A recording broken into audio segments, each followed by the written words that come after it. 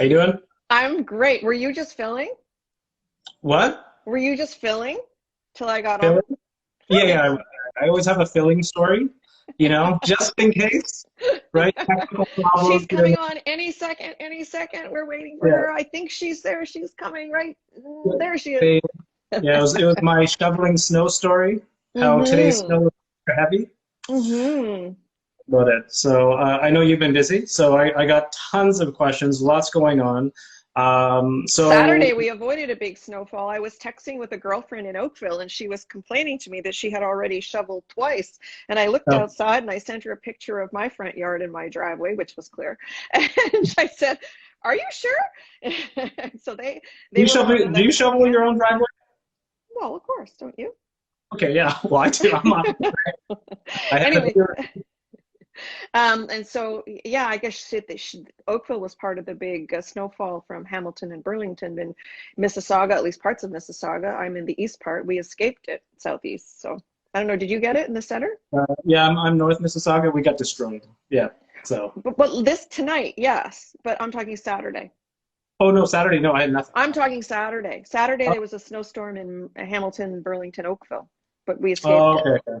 Oh yeah, Hmm we missed that. So, hmm but so Sunday night, Saga broke a story. Then everybody did it. There was an unnamed building, right? And it hmm was unnamed. I don't know why it was unnamed, but Except for anyway, Cam Woolley. yeah. Cam Woolley named it. Yeah, so they were all standing in front of it too, so I don't know why it was unnamed. But anyways, five variants, the South African variant, I believe. Do you know what the percentage of the building that got tested? And will we ever know? Yes, we will know. So it is the B1351, which is, we're using that number because we don't want to say the South African variant, which it may have started there, but we'll get a novel name for it. Yeah. So there were 8 cases they became aware of last week, Okay. and 5 of them were the new variant of concern, which was the B1351. And so they made the decision to go in yesterday at 11 till 4 to go through the 417 units and swab as many people as they could find. So I don't have the final tally of how many people were swabbed, but everything has been sent in for testing and to be analyzed, and they should have positive results in the next couple days. And then they will send those off for further analysis to determine whether or not they were a variant of concern or just the regular COVID, because there were 3 cases of the regular COVID as well in that Okay. building. Now, we don't name the address. And we don't name the company or organization either. We don't want to stigmatize them. We want their cooperation. But it also is an invasion of those people's privacy. So we did not name it, and Dr. Lowe wouldn't tell me what the building was. Of course, I opened CP24 because I was on CP24 yesterday, and Global and a few others. And there was Cam Woolley standing in front of the building with the plaque with the address. And I thought, oh dear, that is an invasion of privacy. But from what I understand, it may have been some of the residents that themselves contacted the media. I know that the condo board sent out a letter to each of the residents telling them what had happened and that there were active cases. There was an outbreak in the building and to take further precautions, and that public health would be coming in to do the investigation and to do the swabbing, which I think was a very responsible thing to do. So hopefully they've got a great majority of the building swab. Whoever was home between those hours and was willing certainly had the swab. I don't know the I know, numbers yet, but they will be analyzing that. I know the test was voluntary, correct? But Correct.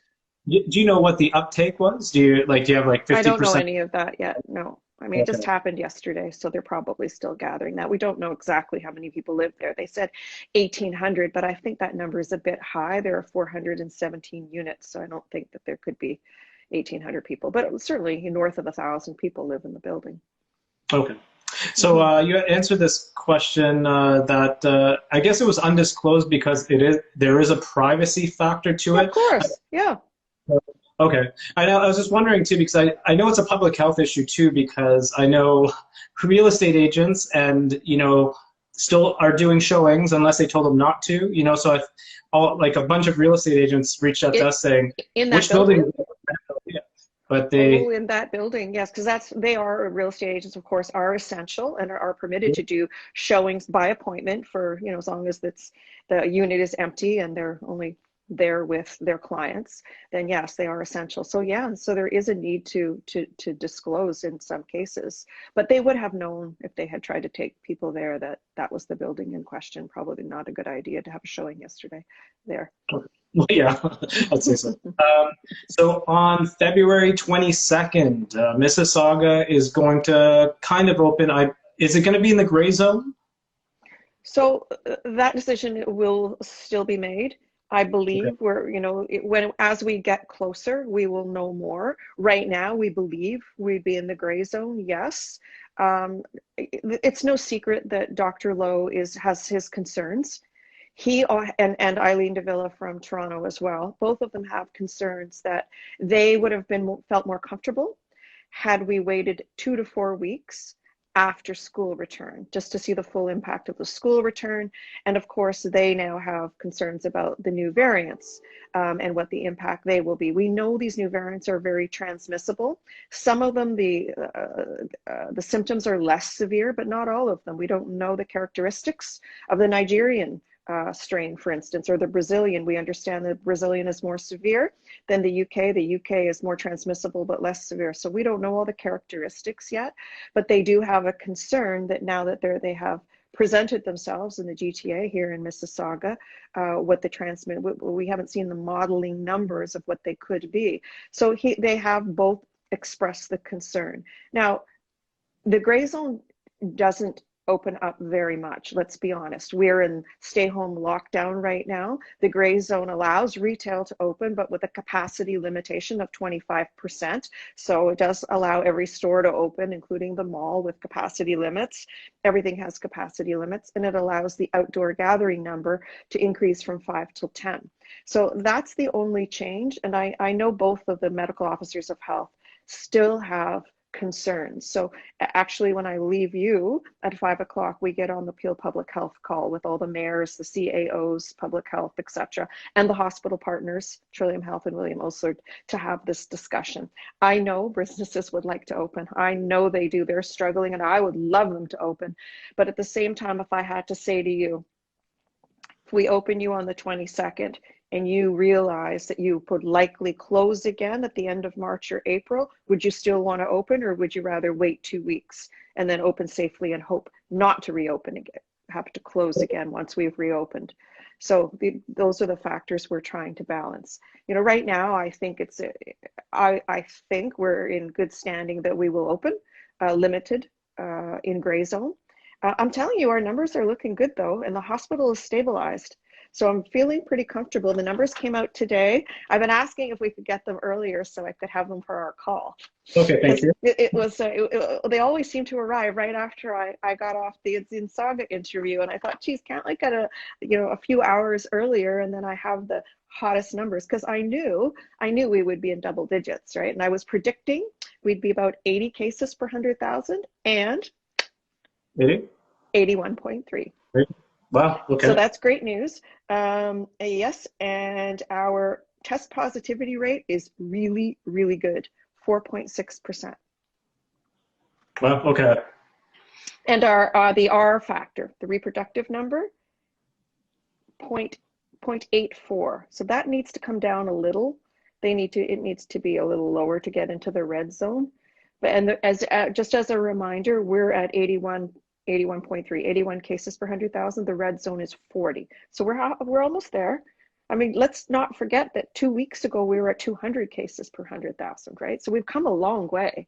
We've really come a long way. But Peel is 100, right? Because Okay. Brampton's still a bit higher. There are 137 cases per 100,000.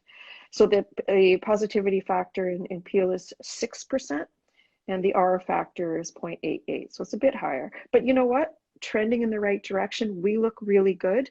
And I've already been addressing some of the questions about, so can Mississauga open, not Brampton? And we know that not to be true, because they include us as one public health unit. However, if we happen to drop down to 40 cases per 100,000 by next week, you can bet I'll be screaming about it and begging to open. So So So things let me are ask you. looking good. Okay, good. And I heard that 3 days below 1,000 on Ontario. Three Yes. days So is it's great. looking really So, good, but the modeling shows that if the new variants took hold, we could get right back up to what our worst fears were, which were 6,000 cases per day, right? It wasn't long ago we were 2,000 plus cases per day in Ontario. So, I mean, that was just a couple of weeks ago. It's just recently, well, the past 3 days in a row, we're under 1,000. So it's good a month ago news. yeah, a month ago we were at four That's thousand. right. So things Yeah. changed. And so you've got to admit that the lockdown has helped. The lockdown has helped, and people have been following the rules. And so it's been terrific. Mm-hmm. So let me ask this, and I know Dr. Lowe and Eileen. I'm not sure about Eileen Davila, Dr. Eileen Davila. I know Dr. Lowe is a part of the health roundtable, the Oh, government yes, roundtable. Eileen Davila is, of course, as well. Yeah. Okay. So, and if they're kind of very kind of adamant about keeping kind of the Peel and Toronto closed, is there a chance that Mississauga, I mean Peel itself, can stay closed past February 22nd? So we're looking at that because I know the Premier will open us to the gray zone. Okay.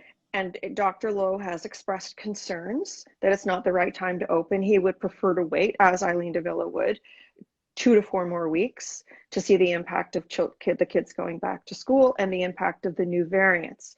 So could he impose a Section 22? Would he need council approval? Would council give the approval? Because and I know many of my council members and regional council as well all think that small business should be opened with limited capacity so they reopen safely.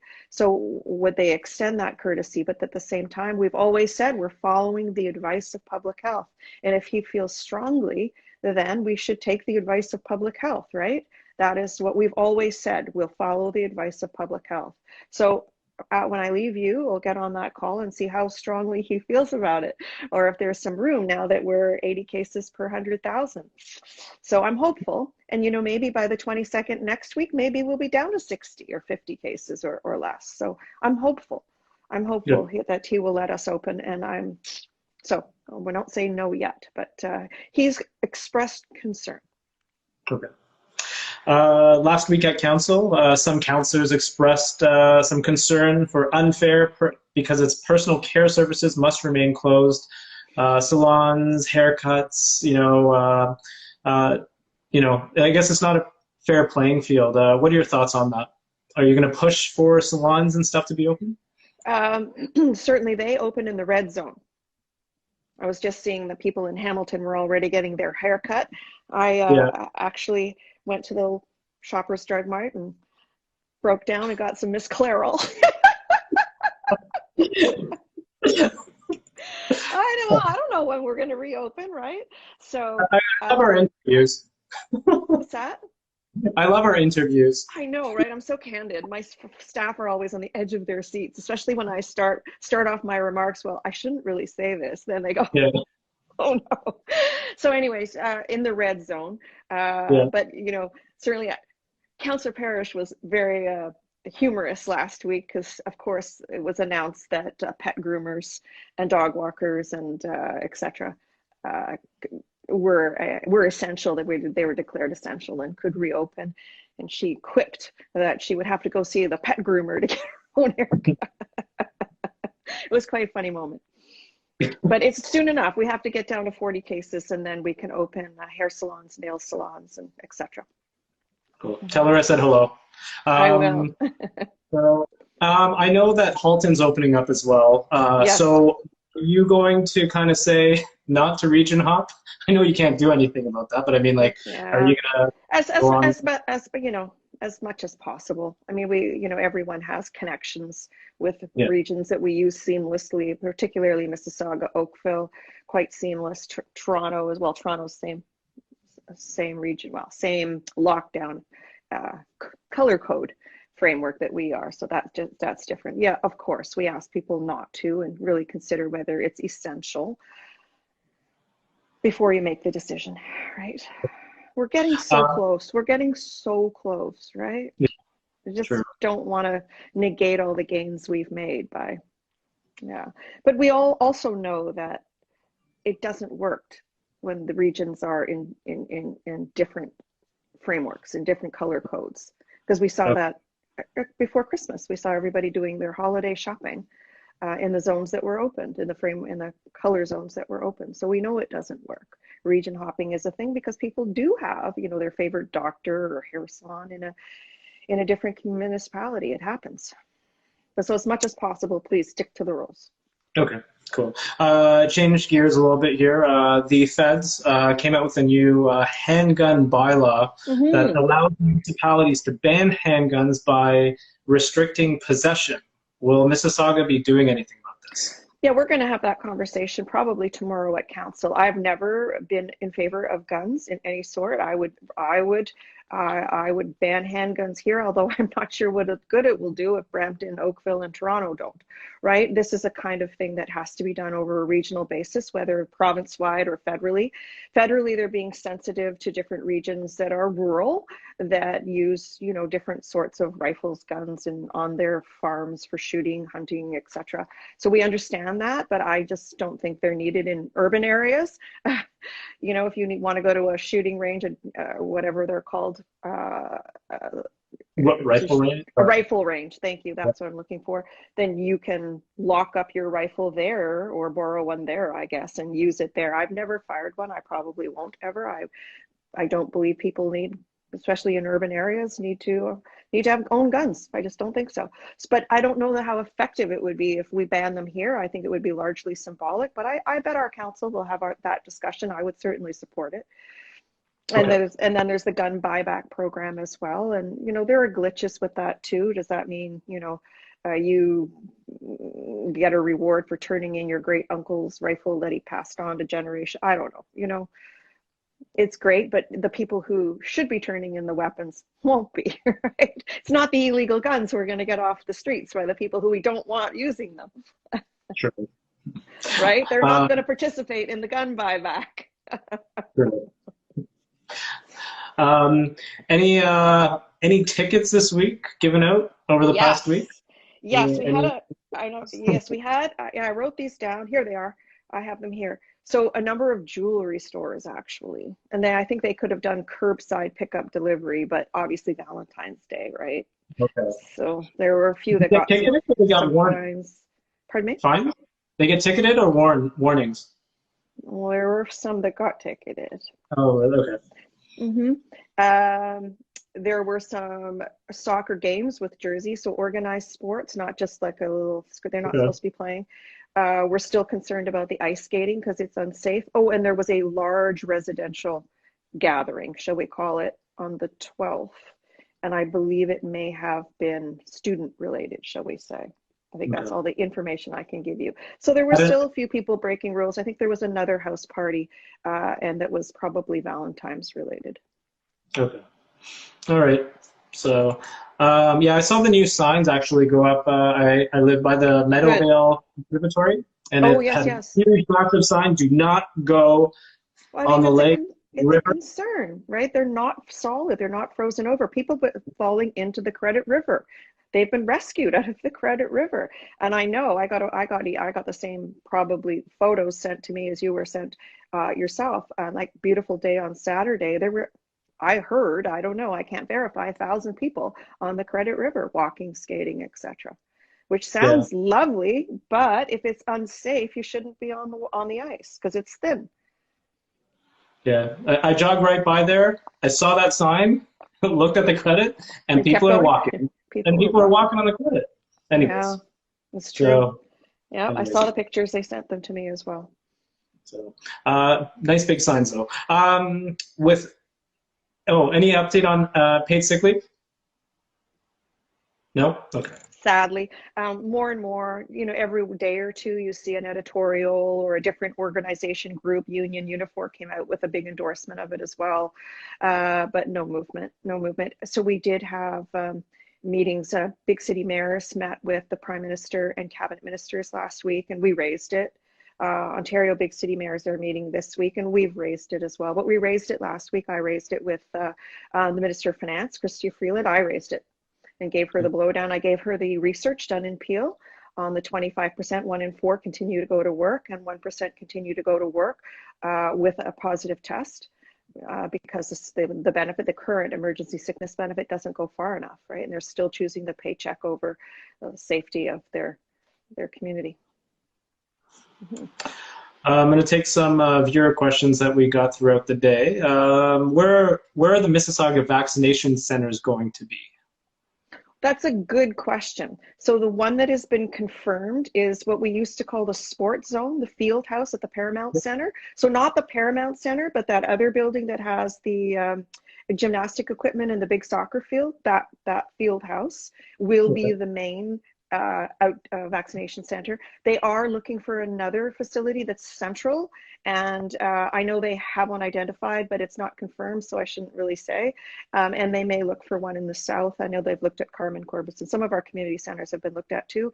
And I already told you that they had been looking at the International Center, so that's not a secret. So, but the one that for sure 100% is confirmed is the Paramount Centers. Let's call it the field house, the old sport zone that we called it. Okay, so perfect. It will be there. Okay. Another question we have is non-essential construction going to be allowed to go back to work on February 22nd? That is a good question. I think the answer to that is yes, but I'll have to confirm with you. I'll get my staff to post something. I think we can start returning to, oh, there goes a message. I think that we will start, the economy will start returning slowly. Okay. I didn't write this one. And construction is essential, right? Yep. I didn't write this one.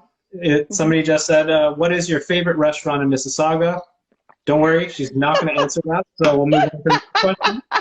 Right. I love all our restaurants. I think we have fabulous restaurants. You could pick a different one 3 times a day and never even scratch the surface of our restaurants, and they're all fabulous. So you won't go wrong no matter which one you choose. Good answer. Okay. This is kind of a unique question. I've never had this. Best advice for someone who recently moved to Mississauga? So, get out and enjoy everything the city has to offer. Go out and explore all the neighborhoods. Go for walks. Go along the waterfront. Go along the Arundel Conservation Area. Go up to Riverwood Conservancy. Go up to Meadowvale and Lake Aquitaine. Go for a walk. Just get to know the nature. Get to know the city and the community. I remember when I lived briefly in another city. Well, I've lived in a few cities, but when I had moved briefly to Vancouver, I sent the people I knew a questionnaire. Where's your favorite who's your favorite dry cleaner? Where do I go for medical advice? Where do I go if I need, the best for indoor interior? Whatever it was, I had a big questionnaire I sent to my neighbors and people I knew had lived in the city to get back advice. I asked them what their favorite restaurants were too. Yes. So what you're saying is explore Mississauga. Explore Mississauga for sure. There's so much to offer, but you and I both love all the trails, right? We're big advocates of the waterfront and up in Meadowvale, Lake Aquitaine, all the parks. We have so many hidden gems. Get to know them. Explore the neighborhoods. There's so many neighborhoods, right? Because Mississauga is really a large city. It was put together with smaller neighborhoods and communities, right? The town of Streetsville, the town of Clarkson, of Port Credit, of Malton, of Arundel Village, so all the little villages that came together to make Mississauga, and everyone has its own distinct character and flavor, and they're all worthwhile getting to know. If you go exploring, you'll find some really great hidden gems. Thanks for the question. The other thing I like is to get a map of all the public art. I love public art, and I love the carved trees, and in the downtown core we have they all have just different names, but lots of public art right around the city. You probably get it on the city website, and go and look at all the public art that's out there too.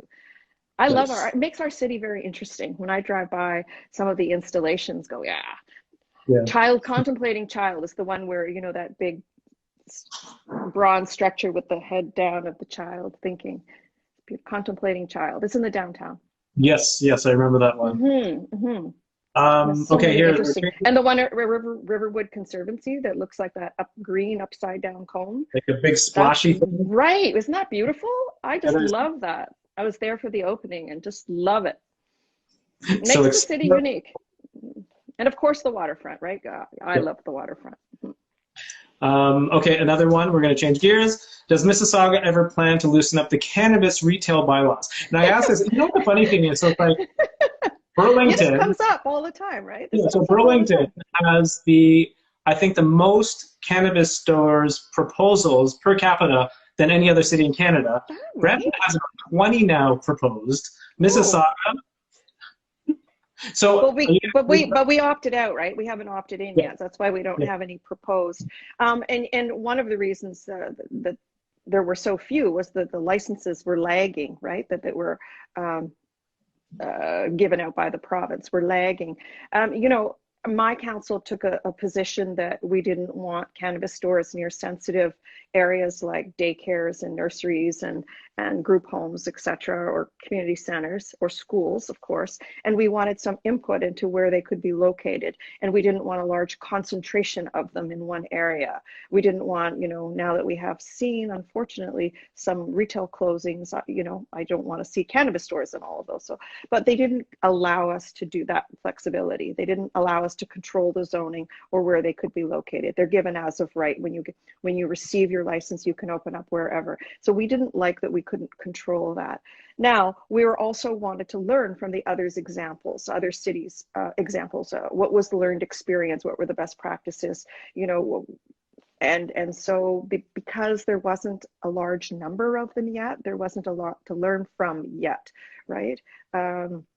So we're watching and we're waiting. I'm not going to say never, just not now. It's not a priority. Priority is reopening and a safe reopening and getting the economy moving again. But I keep being asked when I'm going to bring it back, and Councillor Rask keeps asking me when I'm bringing it back, and we'll bring it back when we know we have support to win it, to open it up, and we'll get there. We'll get there. Okay.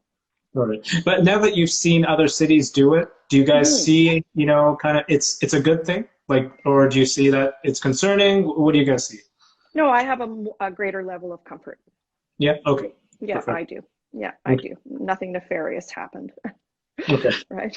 So we have another question here, and I think we have how will you protect the integrity of Meadowvale Village in facing aggressive development? Yes, that's coming to council tomorrow. In Oh, is fact, it okay? They wrote planning tonight. So tonight we have a planning meeting. It starts at 6 till 9 or 9 p.m. or whenever we end. We don't have a firm time limit. We keep going as long as we need to. And the residents there, of course, are very protective of the integrity of their community, and they have traffic issues, and we don't support development there. And there are some proposals for a development of condominiums there. They're tastefully done, but the community doesn't support them. And, you know, we tend to want to respect the people who live in those communities, that what is built there is they approve of, right? It's their home. So, you know, it doesn't meet with all the zoning requirements is what I would say. So I'm sure they'll be staying tuned tonight too, to the planning meeting. Now, can I ask you a quick question? Did you watch the Hazel special? Did you watch the Hazel show that Ron Duquette produced? I watched part of it. I didn't watch all of it. What'd you think of the MC? I thought the MC was the best part. There we go. No, Hazel was the best part, but it was so well done. Wasn't it well done? I saw that, and I saw there was an ice sculpture outside her house, and yeah, it was 10 foot wide. Yeah, no, but the show, you saw the show. I saw part of it. I didn't see all of it. It's really well done. It should be on network TV. It was very high quality. Ron Duquette does it, and he's a producer of that sort of thing. And everybody was on it. Every single musician in Mississauga did a song or a performance, and it was wonderful. It was really heartwarming. Well, just how I wanted to spend my Valentine's evening. How did Hazel enjoy her birthday? So I dropped off flowers quickly to her the night before her birthday because I didn't want to. I wanted to be there when I knew there wouldn't be other people, and quickly took a picture of her in front of that 10-foot ice sculpture. Yeah. I mean, the woman is my mentor, right? And a friend and advisor, and she built this city. We have so much love and respect for her, but at the same time, you know, I have to be careful. I just wanted to quickly drop off some flowers to her. And I saw the pictures of what happened on her birthday, and I think every rule was broken, and people were I was concerned. I was concerned because you can't be taking selfies with Hazel. You can't. She's 100 years old. People, you have to keep your distance. So, So, but they one love last. her, right? She's just so loved. She's an icon, right? But I mean, Yeah. sorry, I got to ask about the whole Doug Ford thing. I know Doug Ford showed up. He's getting some flack as far as him showing up. What are your thoughts on that? I know it's 5 o'clock. I apologize. Yeah, right. We gotta go. Any thought on that though? Quickly. He did it the same reason I did. He just wanted to drop off flowers quickly to a dear friend who, she supported him in the election. She's always supported me. You have to pay respect, right? She's a pretty incredible person, and 100 years old, built our city. I mean, I know he dropped in there only very briefly, as I did. True. All right, Mayor Crombie, thank you so much. Sorry when we went over 1 minute. I apologize. Okay, bye.